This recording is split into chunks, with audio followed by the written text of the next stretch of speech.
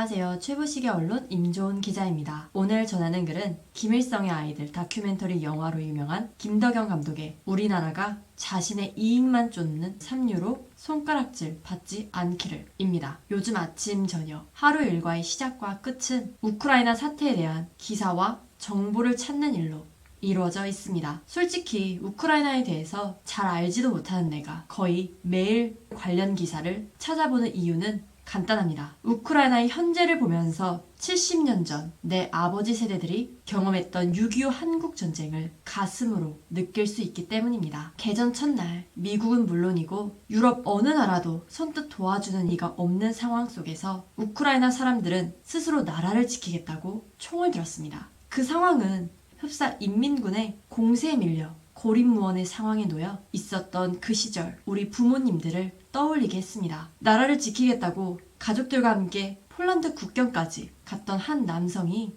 아내와 아이들을 남겨놓고 다시 고국으로 향하는 모습을 보면서 낙동강 방어선을 지키기 위해 어머니께 큰 절을 올린 뒤 어머니가 떠주신 물 한 모금 마시고 전선으로 향하던 어느 이름 모를 국군 병사 모습이 교차했습니다. 그렇게 한 번도 경험하지 못했던 한국 전쟁을 나는 우크라이나 전쟁을 통해 경험하고 있는 중입니다. 자신의 나라를 스스로 지키겠다는 우크라이나 국민들을 돕기 위해 수많은 사람들이 동참하는 모습을 보면서도 상황은 마찬가지였습니다. 나토 가입은 물론이고 단 한 번도 군사적 중립 노선을 포기한 적 없었던 핀란드와 스웨덴이 우크라이나 편에 서서 군사 지원을 선언하는 모습을 보면서 그리고 스페인 내전 이래 최초로 의용군이 조직되는 런던 시민들의 모습을 보면서 1950년 절체절명의 순간 극적으로 유엔군이 결성되고 자유와 민주주의를 지키기 위해 한반도로 속속 몰려들었던 젊은 군인들의 모습이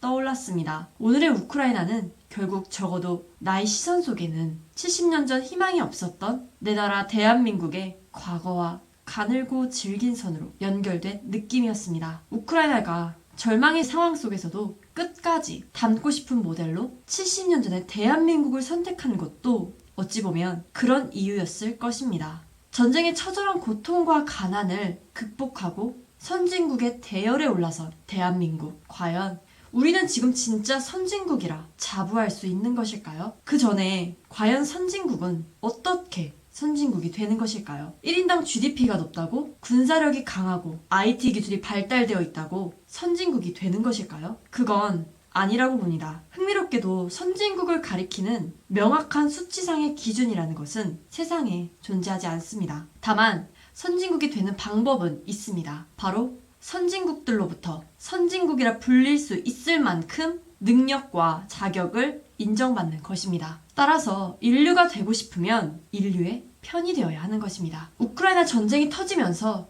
중국과 러시아 눈치를 보면서 머뭇거리던 대한민국 정부가 군복과 경제지원금으로 1천만 달러, 한화 120억 원의 인도적 지원을 결정했다는 뉴스를 접하면서 자꾸 부끄럽게만 느껴지는 것은 왜일까요? 참고로 지난해 남북연락사무소 폭파로 날아간 국민의 돈이 710억 원입니다. 헛된 곳에 돈 쓰는 것엔 관대한 정부가 인류의 보편적 가치를 위해 쓰는 돈이 고작 그 정도라니요. 그러니 좌파 종북 정권이라는 소리를 듣는 것입니다. 적어도 우리가 오늘 누리는 자유와 번역의 혜택이 전 세계로부터 빚진 것이란 사실을 잊지 않고 있다면 조금 더 진심으로 세상과 소통할 필요는 있지 않을까요? 군사 지원도 아니고 그렇다고 경제 지원만도 아닌 군복 지원이라는 어정쩡한 스탠스를 취한 대한민국 정부가 오늘 왜 이렇게 궁색하고 옹졸하게만 느껴지는 것일까요? 진심이 담긴 지원은 우리의 이익이 아니라 그들을 위해 정말 필요한 것을 지원하는 것이라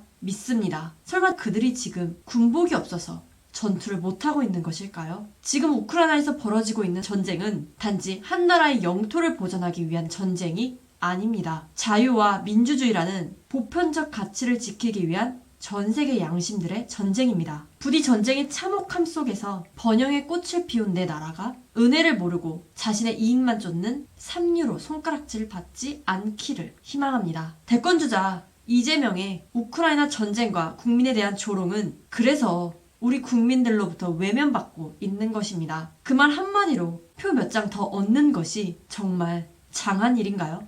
광주의 정신을 계승한다는 유시민을 비롯한 586 정치인들의 눈에는 우크라이나 국민들의 저항과 용기는 보이지 않는다는 말인가요? 부디 삼류가 되지는 말아야 합니다. 오늘도 우크라이나 곳곳에선 치열한 전투가 계속되고 있습니다. 그 전선에 선 사람들 중에 100명의 국회의원이 있다고 BBC가 소식을 알렸습니다. 나라를 지키기 위해 총을 든 100명의 국회의원이라니 그저 믿어지지 않을 뿐입니다. 슬라바 우크라이나의 영광을. 인터넷신문 최부식의 언론은 언론다운 언론, 고품격, 클래스가 다른 언론을 지향합니다. 검색창에 최부식의 언론을 입력하시고 들어오십시오. 좋아요, 구독, 알람 설정도 잊지 마세요. 좋은 하루 되십시오. 임조은 기자였습니다.